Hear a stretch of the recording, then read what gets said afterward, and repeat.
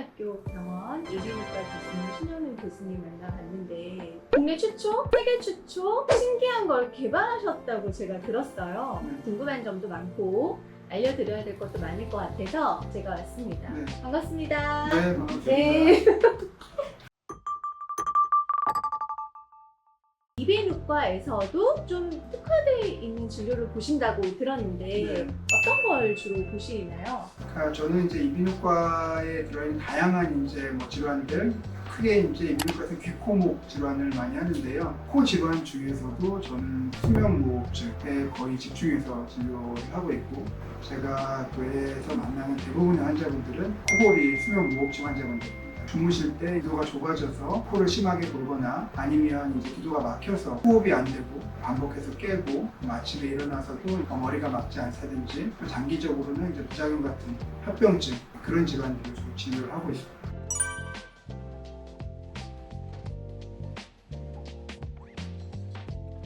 코골이라고 하는 거는 코에서 거친 소리가 난다 그래서 이름은 이제 코골이고요. 실질적으로 코 안이 좁아지느냐, 일부 맞긴 합니다. 코 안도 좁아지고 그 경우에도 이제 어떤 코골이라든지 아니면 무호흡증이 생길 수 있는데 주로 많이 막히는 부분은 사실은 코보다는 더 아래쪽, 젖이 있는 이제 연구개 쪽이라든지 아니면 혀에 뿌리가 있는 곳, 혀뿌리 쪽.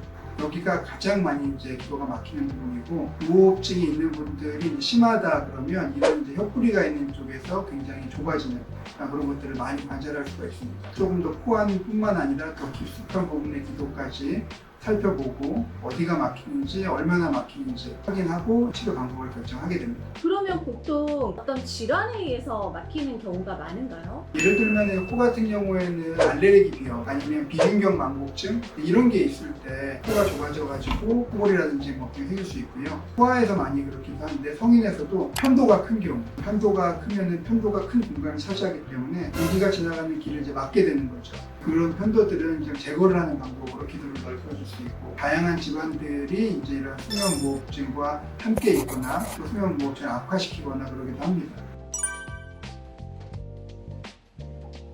수면무호흡증은 과체중, 비만하고 아주 밀접한 관련이 있고요. 많은 연구에서 대략적으로 보면 체중이 한 10% 늘어나면 이 질환은 19% 안 좋아진다. 이렇게 얘기를 합니다. 그래서 사실 비만인 분들은 거의 남녀를 불문하고 무호흡증이 있을 가능성이 상당히 높다. 이렇게 얘기를 합니다. 그래서 환자분들한테도 양압기든 구안해야지든 이런 치료 방법을 적용하긴 하지만 장기적으로는 체중이 많이 나가는 분들은 체중 감량을 하시는 게 질환을 호전시키는 데 도움이 된다고 설명을 드리고 있습니다.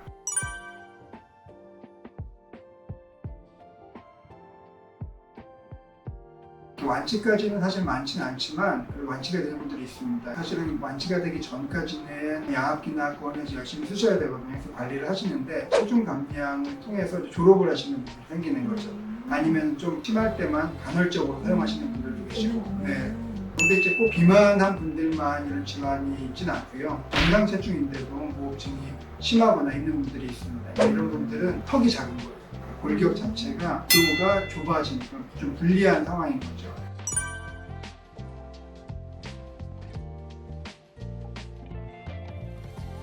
가족이나 배우자가 너무 시끄럽다 같이 못 잔다 이미 이제 이런 단계는 많이 지나간 분들이 이제 좀 늦게 병원에 오시기도 하는데 사실은 이제 코골이가 심하고 특히 이제 무호흡이 생기면 같이 수면을 취하는 배우자는 되게 불편한 걸 떠나서 무섭습니다. 무호흡 시간이 길어지면 언제 다시 숨쉬나 이런 것 때문에 놀라서 힘들어 깨우기도 하고 토를 새기도 하고 이렇게 되는 거죠. 그래서 무호흡증이 있는 이제 배우자분이 있으면 이제 어떤 건강상의 문제가 우려하고 사실 본인도 코골이 소리에 놀라서 깨거나 무호흡 때문에 또 깨거나 이런 경우가 있습니다. 그래서 본인이 자각하는 무호흡도 있고요. 하지만 이제 대부분은 주변에 있는 분들이 가족들이 이제 그런 위험성을 얘기를 하고 상당히 심하다 이런 걸 느끼고 오시는 분들이 많이 있죠.